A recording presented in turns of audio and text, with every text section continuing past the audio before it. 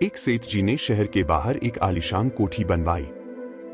उनकी कोठी के आगे बहुत बड़ा व सुंदर बगीचा था। बगीचा बड़े और फलों वाले पेड़ों से घिरा हुआ था। सेठ जी ने बगीचे की देखभाल के लिए 2 माली नौकरी पर रख लिए थे। वे दिन भर फूलों के पौधों की देखभाल करते, उनमें खाद डालते, उन्हें पानी देते थे। हवेली सालों से बंद पड़ी थी, लेकिन सेठ जी के आने से उस हवेली की तो जैसे किस्मत चमक गई, साथ ही बगीचे की सुंदरता भी बढ़ गई थी। इससे सभी पेड़ और फूलों के पौधे बहुत खुश थे। अपनी सुंदर पर बहुत घमंड में रहते थे। उन्हें देखकर सभी उनकी तारीफ करते थे। इन्हीं पौधों के बीच एक तिनका उगाया था। जब वह तिनका थोड़ा सा बड़ा हुआ तो उसे वहां के पौधे और पेड़ चिढ़ाने लगे।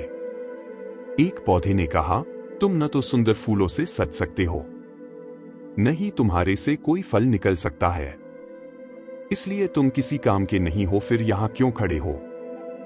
यह सुनकर तिनका बोला, मुझे भी प्रकृति ने कुछ सोचकर बनाया होगा, किसी का मजाक नहीं उड़ाना चाहिए। लेकिन सभी पेड़ और पौधे मिलकर उसका मजाक उड़ाते रहते थे।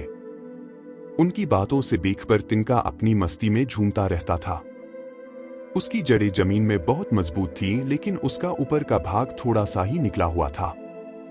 वह मजे से लहलहाता रहता। कुछ दिन बाद दोनों माली तनख्वाह कम मिलने से काम छोड़कर चले गए। इधर पेड़ों का भी फलों का सीजन चला गया था। देखभाल न होने से फूलों के पौधे मुरझाने लगते हैं, लेकिन तिनका अपनी शान से खड़ा रहता है। उसे न देखभाल की जरूरत थी, न पानी की।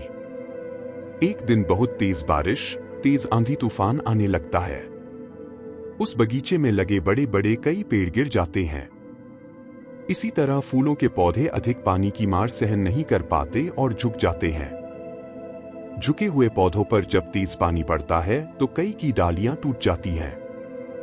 रात भर यही सिलसिला चलता रहता है।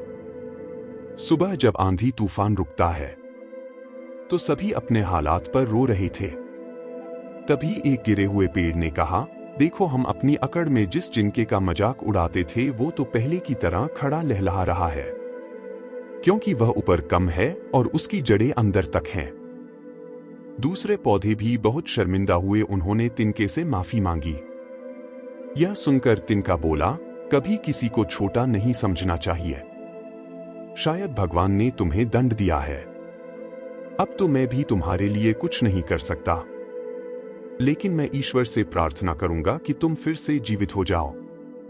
कुछ दिन बाद सेठ जी ने नए माली रख लिए। उन्होंने पौधों को ठीक से लगा दिया, लेकिन पेड़ों को लकड़ी वालों को बेच दिया।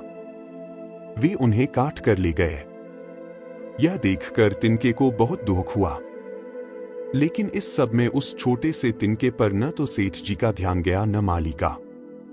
तिनका अपनी मस्ती में लहलहा रहा था।